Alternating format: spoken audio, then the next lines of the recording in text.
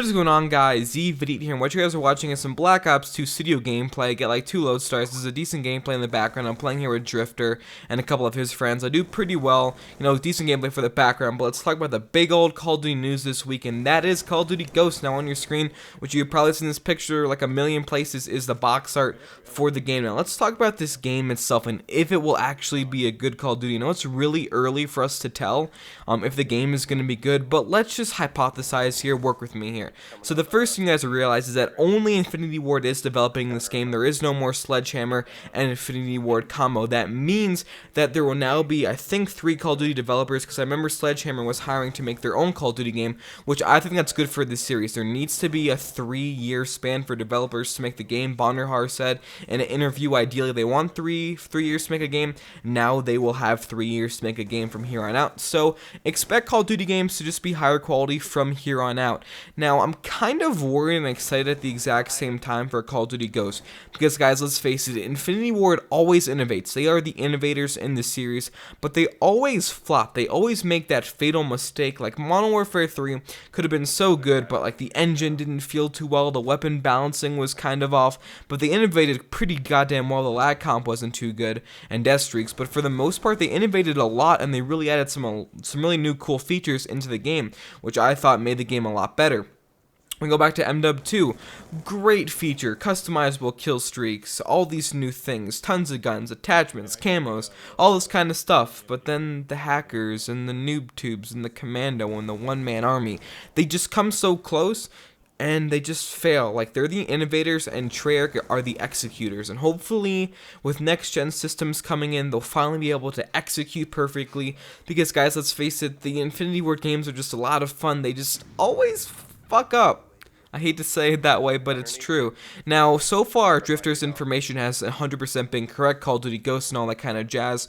So what he's been talking about in his old video, if you guys have not checked that out, link in the description below, like the whole dynamic maps rappelling down, the whole it takes place in the future, but they're using older guns. I like all those aspects. Those are all really, really cool.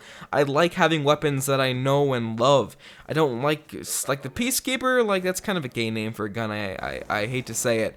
I would much rather prefer to have an AK-47 than an AN-94 in my opinion. So all those kind of things are good, and the whole rolling feature, we'll see how that works out. But I'm really hoping that they really work on their engine. They had it perfect in MW2 and they messed it up in MW3, so hopefully they'll fix it up for the next Call of Duty game. And what I'm also hoping is that they definitely utilize the next gen console. If they do, it will be the best Call of Duty to date, because of just the raw power that these next gen consoles have. It's absolutely insane how much more processing power and graphical power that they have to the current gen systems. Now, all the box art currently is for the Xbox 360 and the PS4. The PS3 rather. The reason for that is because we don't even know what the game covers are supposed to look like for those respective systems. So obviously, the company Tesco and Target, they don't have those images readily available yet. But of course, it will be coming on next gen consoles. If it doesn't, that will probably be the most stupid decision Activision has ever done. Furthermore, I want to talk to you guys about if they can actually use the next gen console footage. Wow, it's gonna be just great. Just so much better graphics. The gameplay can be so much better. They can add more things into the map, and to limit it to the previous gen consoles rather, what all they're gonna have to do is lower the graphical setting and maybe get rid of some features. Maybe the previous gen consoles, they don't have Spec Ops because it takes up too much disk space or something. Just something. You cannot limit the next gen consoles this time around. Otherwise, Respawn Entertainment is going to wipe your ass this year, because they've been developing for next gen consoles, not current gen consoles. So they'll be able to do really, really well, because they'll be utilizing all the new features. So will Call of Duty Ghosts be the best game in the series? Maybe, because Infinity Ward always revolutionizes, but then again, they always do fail. But we're talking about next-gen consoles here, next-gen capabilities, and hopefully they utilize it and they don't stay in the past. But guys, that's my timer. Make sure to toss the video a like, a favorite, and subscribe if you guys are brand new to my channel. I'll talk more about this in the coming days. I'm zVitiate, and I'm out. Peace.